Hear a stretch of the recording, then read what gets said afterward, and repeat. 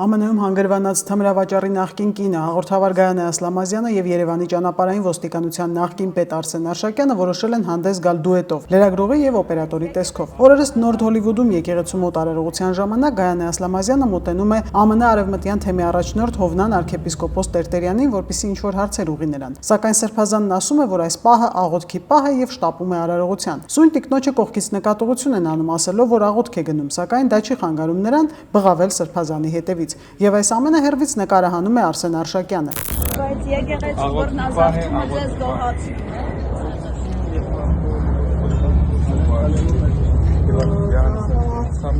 Պահպանիչ եւ ուսավադասելով Քրիստոս Աստվածներ, Բախտիա, Պահպանիա եւ Ուրտնիա Սավադավոր ժողովուրդը։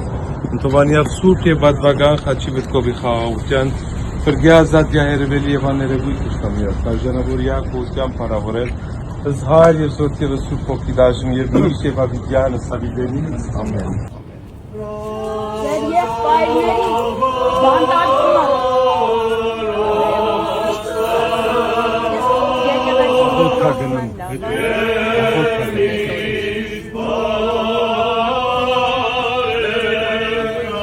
եղբայրները բանտարկվում են, Բանտարկված եղբայրների հարցով Գայանե Ասլամազյանին ձայնակցում է Արսեն Արշակյանը։ Վերջինիս անհանգստությունը այլոց բանտարկված եղբայրների մասով թերևս այդքան աչք չէր ծակի, եթե նույն Արշակյանը, որը 2018 թվականի հեղափոխությունից հետո տեղափոխվեց ԱՄՆ, տարիներ առաջ ցուցմունք տված չլիներ իր ղեկավար այն ժամանակվա ճանապարհային ոստիկանության պետ Մարգար Օհանյանի դեմ։ Իդեպ Արշակյանը միակ վկան էր մեկ տասնյակից ավելի հարցաքննված վկաների մեջ, որ իր ղեկավարի դեմ ցուցմունք էր տվել։ Դատարանում նրա ցուցմունքի ժամանակ ճանապարհային ոստիկանության աշխատակիցներն իհարկե հայտնեցին իրենց կարծիքը Արարքին բնորոշ ժողովրդական որակումներով։ Չբավարարվելով Արայիկի պատասխանից ես դիմեցի վարչության պետին, պարոն Օհանյանին, ասացի, որ Արայիկը բենզինը պակաս է հատկացրել մեզ, չնայած որ անդորագրերում այդ փաստաթղթերում, որոնք որ գրված